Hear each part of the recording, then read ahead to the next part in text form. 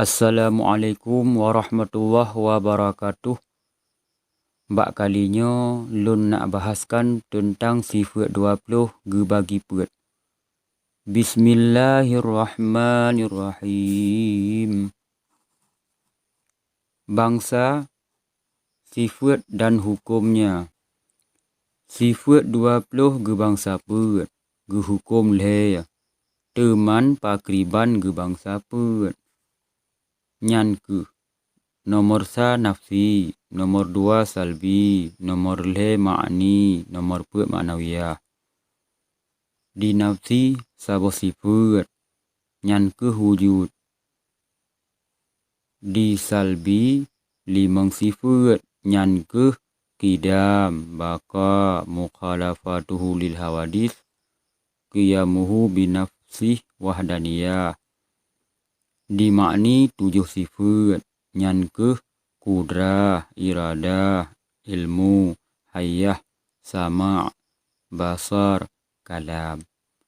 Di ma'nawiyah 7 sifat, nyan ke qadirun, muridun, alimun, hayyun, sami'un, basirun, mutakallimun. Makna nafsi adalah drozat. Makna nafsi drozat. Arti hal yang wajib bagi zat selama lama zat hana jikarna dengan saboh-saboh karna. Makna salbi jiputan.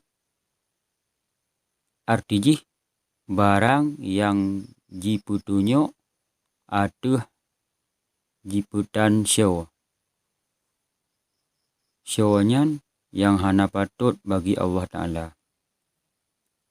Jadi sifat makna salbi, jadi itulah sesuatu yang hana patut bagi Allah Ta'ala.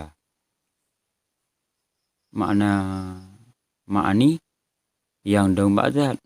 Arti tiap-tiap sifat yang mawjud, yang dong ba'zat yang mawjud. Dan jipu wajib leji. Jipu wajib le sifatnya bagi zat yang mawjud akan saboh-saboh hukum.